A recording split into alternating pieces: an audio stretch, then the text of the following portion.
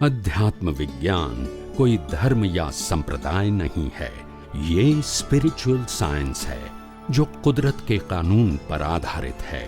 ये विज्ञान पूरे ब्रह्मांड के सभी रहस्यों को उजागर करता है और जीवन के सभी पहलुओं को समझने के लिए एक नई दृष्टि देता है।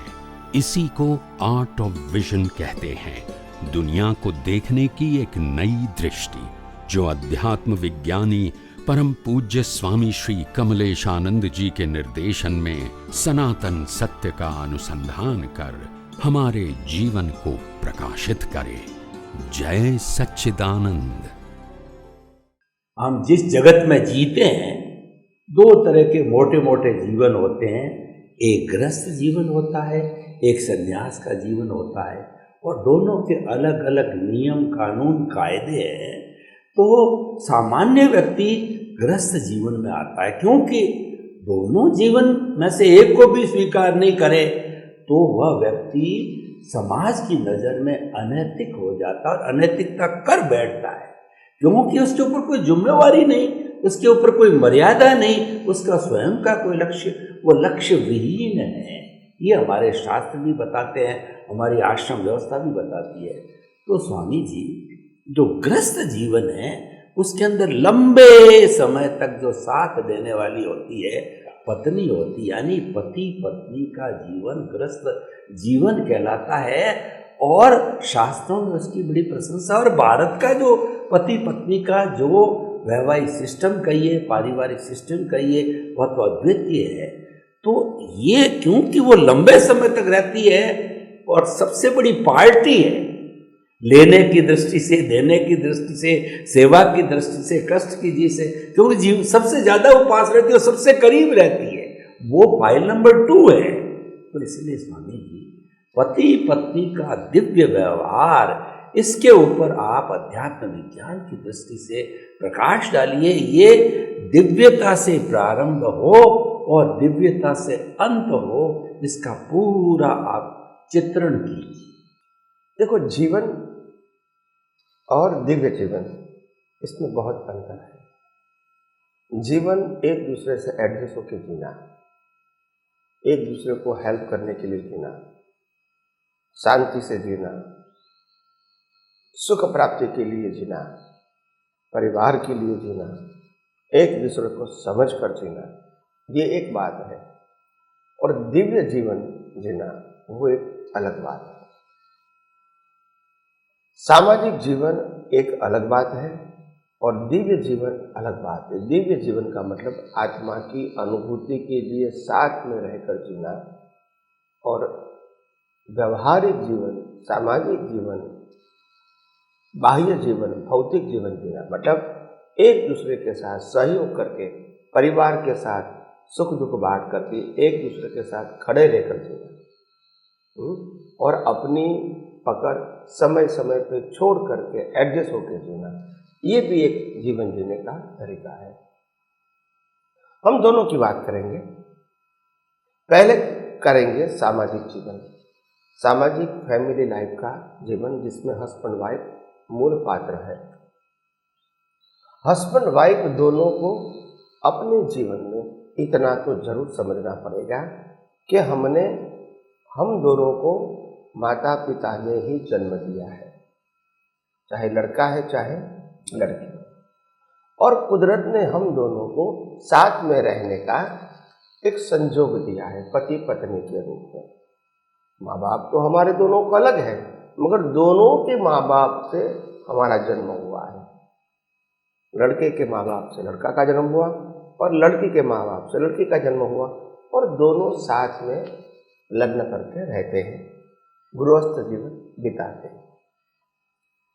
अभी व्यवहार जीवन में क्लेश कहाँ होता है? सबसे पहली बात, ज्यादातर पैसा जब कम होता है तो संघर्ष में जीवन होता है माता पिता को रखने का।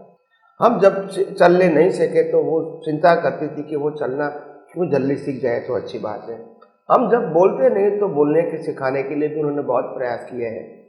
हमने जब रात को 12 बजे 2 बजे भी हमने अगर रोए तो माँ बाप खड़े हो जाते थे कि चलो भी उसको सांत्वना दो, पानी दो, दूध दो, जो भी चाहिए।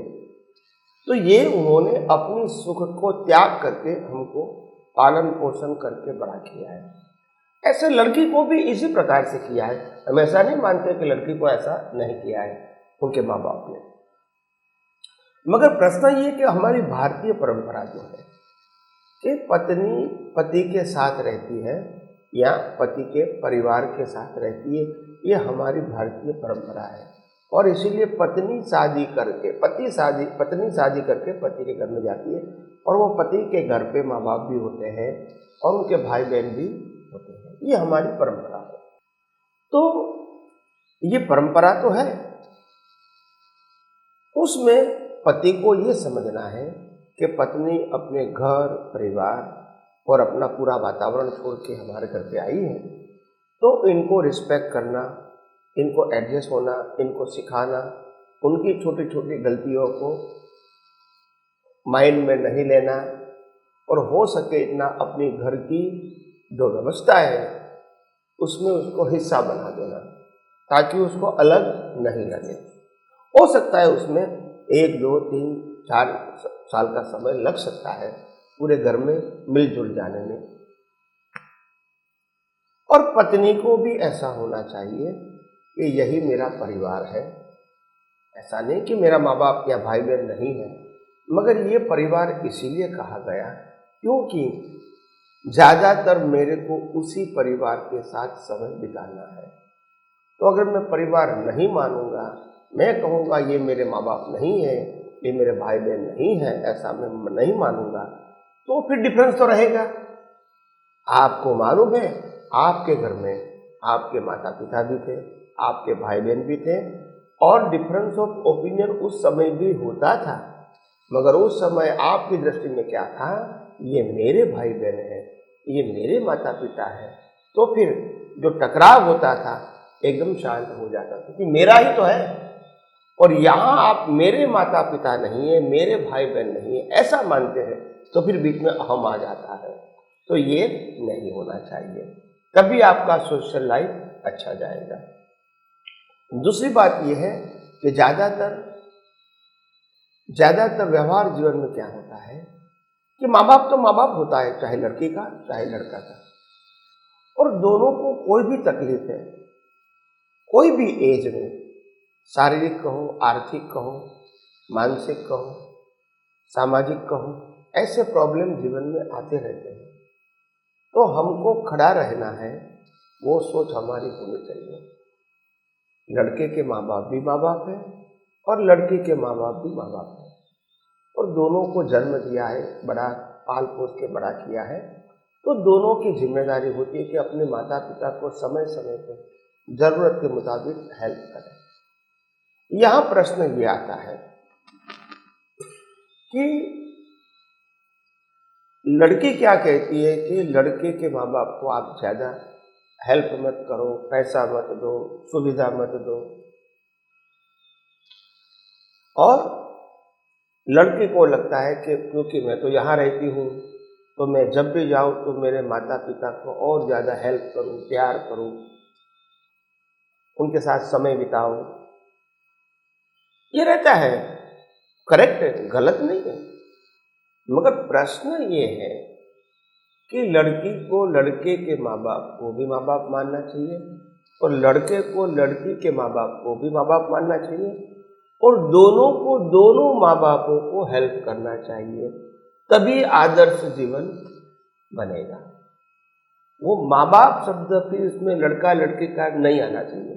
भी तुम्हारे माँ बाप को तकलीफ है तो हम दोनों जाएंगे, भी तुम्हारे माँ बाप को तकलीफ है हम दोनों जाएंगे, यानी खड़े रहेंगे तन से मन से धन से, तभी दोनों का जीवन अच्छा रहेगा।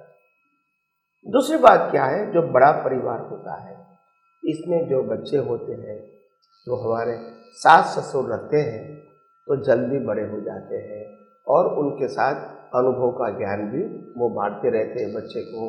तो जो अच्छी शिक्षा हम नहीं दे पाते क्योंकि हम आजकल के माँ बाप दोनों जॉब करते हैं, बिजी होते हैं, उनके पास समय भी नहीं है और शाम को आते हैं, खाना पीना खा के थक जाते हैं, तो बच्चे को पढ़ाना या शिक्षा देना ये जिम्मेदारी होती हुई भी वो निभा सकते हैं नहीं है।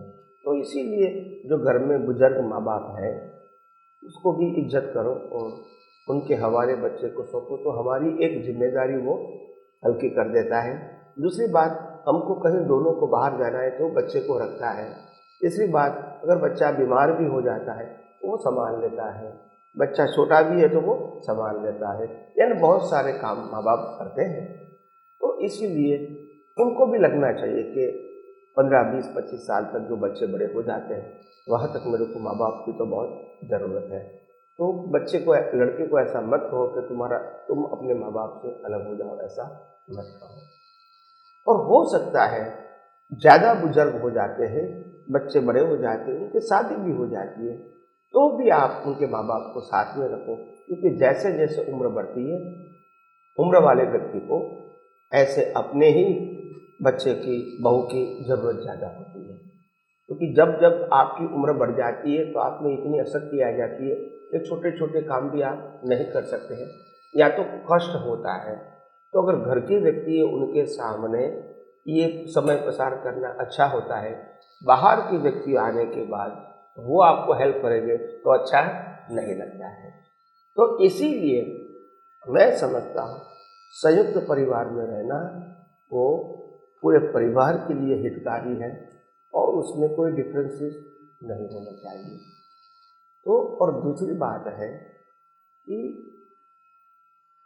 दिव्य संबंध पति पत्नी का, दिव्य संबंध का मतलब होता है दोनों जीवन तो जीते हैं, जैसे सामाजिक जीवन जिएंगे ऐसा ही जीवन जिएंगे, मगर दोनों की दृष्टि में ये रहेगा हम कैसे आत्मा का अनुभव कर सकें, आध्यात्म के बारे में कब सोचेंगे, आध्यात्म के बारे में कब जानेंगे, आध्यात्म के बारे में कब हम आगे बढ़ेंगे। उस आधार से हम पति पत्नी के स्वरूप में जी रहे हैं। तो पति पत्नी तरीके जीवन जीना ये हमारा उदय कर्म जरूर है, मगर हमारा गोल है खुद के आत्मा की अनुभूति। तो ये लक्ष्य में रखकर जीवन होता है, इसको कहते हैं दिव्य जीवन।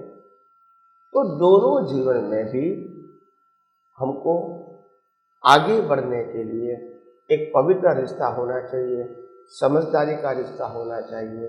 और अगर आध्यात्मिक दृष्टि से हम जीवन जीते हैं तो सर्वोत्तम है ही, मगर सामाजिक दृष्टि से भी जीवन जीते हैं तो एक दूसरे को समझ के बिना डिफरेंसेस बनाए सोच समझ के जियोगे तो मैं समझता हूँ सबके लिए भलाई का काम है। स्वामी जी आपका बहुत बहुत धन्यवाद।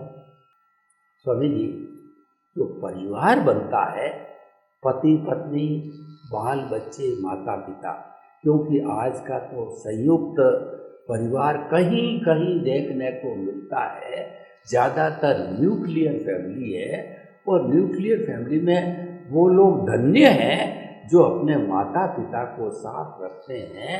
तो यहाँ तक तो काफ़ी ठीक है, लेकिन न्यूक्लियर फैमिली तो ऐसी हो गई कि हम दो, हमारे दो, हम दो, हम एक की स्थिति आ गई।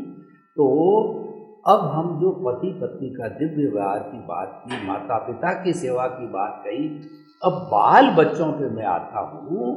तो बाल बच्चों का पालन पोषण करना, सुसंस्कारी बनाना और उनको एक अच्छे नागरिक के रूप में पांवों पर खड़ा करना, ये माता पिता की जिम्मेवारी होती है। तो बाल बच्चे सुसंस्कारी हों और वो समाज के अच्छे नागरिक बने, तो कृपया उसके बारे में भी प्रकाश डालिए कि माता पिता को किस तरीके से उनको हैंडल करना चाहिए ताकि कि वो संस्कार ले। क्योंकि जो माँ होती है बच्चे की प्रथम पाठशाला होती है और पिता एक अम्ब्रेला होता है, दोनों तैयार रहते हैं उसको संस्कार देने को। लेकिन कैसे संस्कार, कब संस्कार, अमूल्य निर्देश, सब चीज़ों के बारे में कृपया थोड़ा इस जो रिलेटिव जो है वो हमारा ट्रुथ का जो ये प्रश्न है उसका थोड़ा सा उल्लेख। प्रश्न के लिए धन्यवाद। सबसे बड़ी बात है माता पिता की परिवार के लिए जिम्मेदारी। कई सारे शब्द ऐसे हैं फैमिली लाइफ में जो आम लोग इसको शब्द को जल्दी समझ नहीं पाते हैं और अर्थ अपने मतलब के निकालते हैं, और इसीलिए कभी परिवार में बच्चे के साथ माँ बाप का या बच्ची के साथ माँ बाप का झगड़ा हो जाता है, क्योंकि मिसअंडरस्टैंडिंग है। ज़्यादातर माँ बाप सभी बच्चे को अच्छी शिक्षा देना चाहते हैं, अच्छा मार्गदर्शन देना चाहते हैं, अच्छे संस्कार भी देना चाहते हैं। ये तो कॉमन बात है, और जिसको जितनी जरूरत होती है इतना वो देना चाहते हैं। संस्कार के बारे में कहो, ज्ञान के बारे में कहो, मार्गदर्शन के बारे में कहो, या अगर पढ़ना है तो उनकी क्षमता है तो पढ़ाने की भी कोशिश करते हैं। यहां तक तो ठीक है, मगर ज्यादातर लोग जब बड़े हो जाते हैं और परिवार के अंदर जब मिलकत का प्रश्न आता है तो बहुत बड़ा इश्यू हो जाता है। आजकल तो लड़की भी अपना हिस्सा मांग सकती है क्योंकि वो भी इक्वल पार्टनर है, और लड़का यानी भाई तो है ही। तो ये काफी पेचीदा प्रश्न हो जाता है। जब इसको सॉल्व करना है तो हिंदुस्तान में सभी को डर लगता है, अगर मेरे माता या पिता की जो मिलकत है इसको अगर हमको ट्रांसफर करना है या तो बेचना है तो सभी की सिग्नेचर जरूरी होती है, और फिर वो प्रश्न ऐसा पेचीदा हो जाता है कि हम सिग्नेचर करने को कहेंगे, या तो बहन मानेगी, या तो बहन मानेगी तो बने भी नहीं मानेगा, यही तो मौका है लेने का। तो ऐसा हो जाता है, और इसीलिए फिर बात बिगड़ जाती है और संबंध पैसों से बिगड़ जाता है। ऐसा होता है समाज में। तो मैं समझता हूं ये अपरिपक्वता है, ऐसा नहीं होना चाहिए। मैं ऐसा मानता हूं, मैं ऐसा समझता हूं कि माँ बाप हो सके तो जिंदा ही क्या व्यवस्था करनी है वो कर दे, बच्चे को बिठा के कर दे। जो बच्चा या बच्ची कमजोर है मैं उनको ज़्यादा दूंगा, और जो बच्चा समर्थ है मैं उसको कम दूंगा। ये डिफरेंसेस नहीं है, मैं समानता करने की कोशिश करता हूँ। अगर आप 50,000 कमाते हैं और दूसरा भाई 15,000 कमाते हैं तो ये जो डिफरेंसेस है वो तो रहेगा। मैं उसको समान करना चाहता हूँ मेरी तरफ से, क्योंकि मैं देने वाला हूँ। ये आप दोनों का प्रोग्रेस इंडिविजुअल है, एक 50 कमाता है, एक 15 कमाता है। मेरा कहने का मतलब है जो 15 कमाता है मैं उसको कैसे भी करके 15-20 हजार इनकम ज़्यादा आए, इस प्रकार के मैं कैपिटल देना चाहता हूँ।